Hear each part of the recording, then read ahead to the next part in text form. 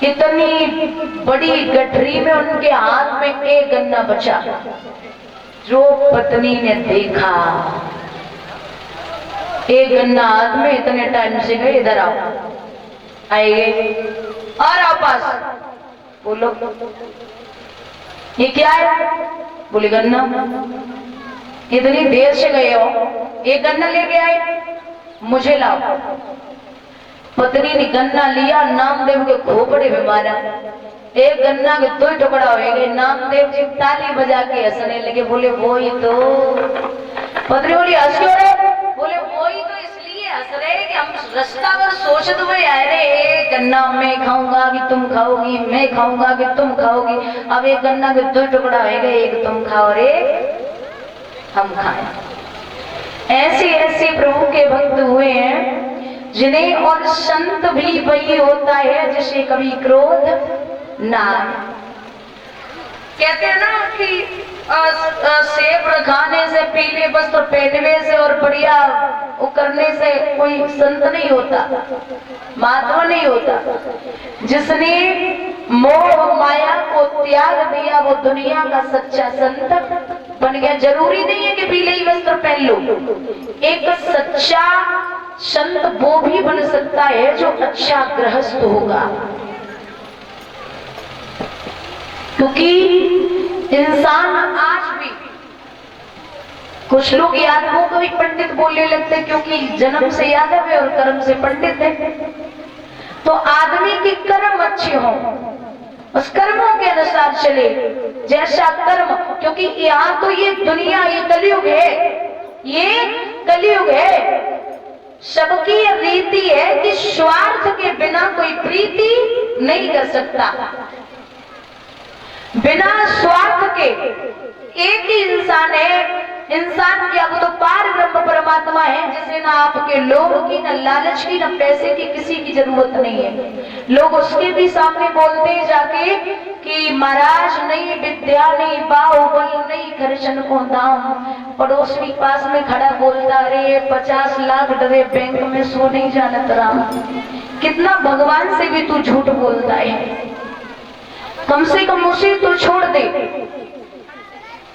तो भगवान कहते हैं कि मुझे तेरे पैसों की जरूरत नहीं है, क्योंकि तू आंसू अगर प्रेम से बहा देगा तो तेरी झोली भी खुशियों से भर सकता हो।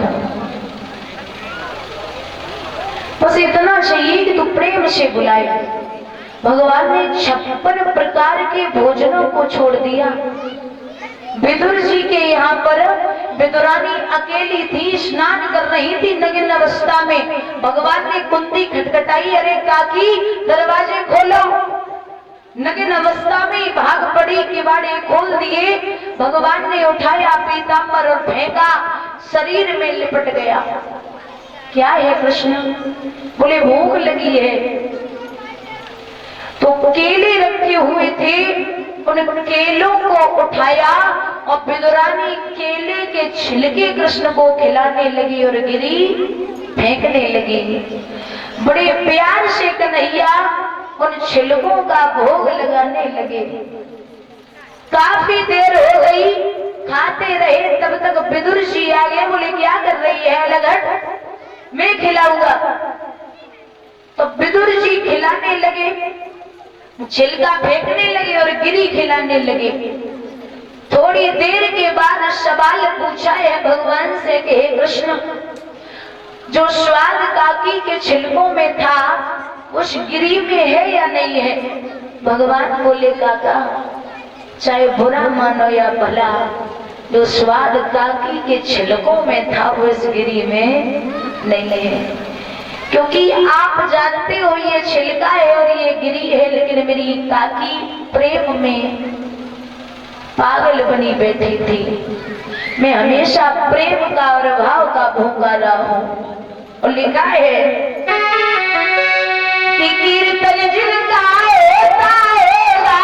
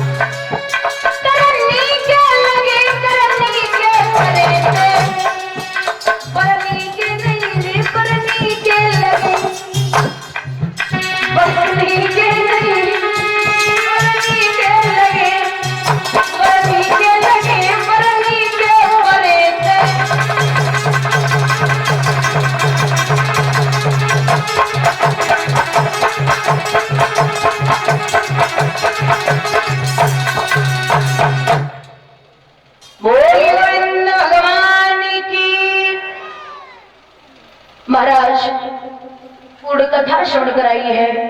आइए 2 बार परमात्मा का नाम, कल जो कथाएं होंगी सुबह की मीटिंग में सूर्य वंश की कथा, राम जन्म, राम विवाह, राम वनवास,